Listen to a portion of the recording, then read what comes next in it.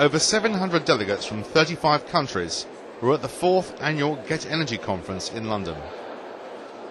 It was set up 5 years ago to look specifically at the education and training requirements of the oil, gas and energy sector. Organisers say the aim is to empower future energy workers.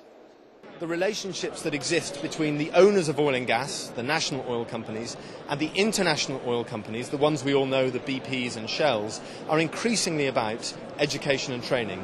Training the people who live where the oil is to operate the resource themselves, therefore keeping more of the value in the country that owns the oil and gas.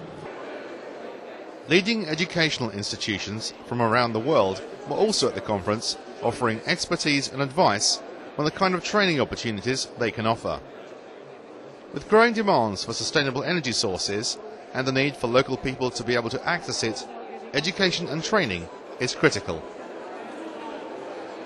Clearly and ultimately we will need to move beyond oil and gas, but the interesting thing that people often forget is that it's the engineers and technicians trained by the oil and gas industry will be the people who go on to develop new energy technologies. So unless we invest in oil and gas education and training today, we're not going to have the engineers or the technologists who are going to help us in the future.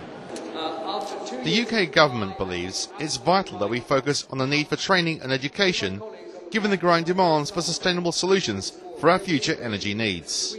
Sustainable energy is the key to our future.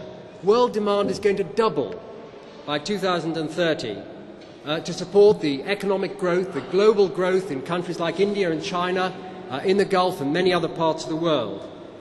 Hydrocarbons are going to go on dominating supply at least until 2030.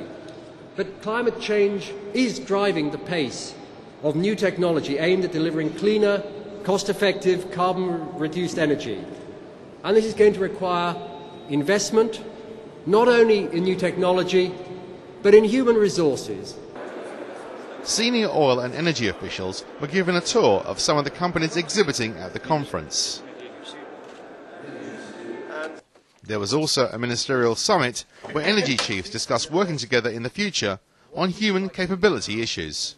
What we're seeing is an industry that's becoming a learning society.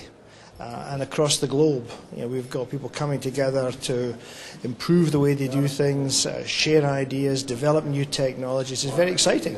There's a message out there that says the world is very keen to guarantee an energy supply, make it secure, and to maximise the economic benefit from it. That's good for every part of the world.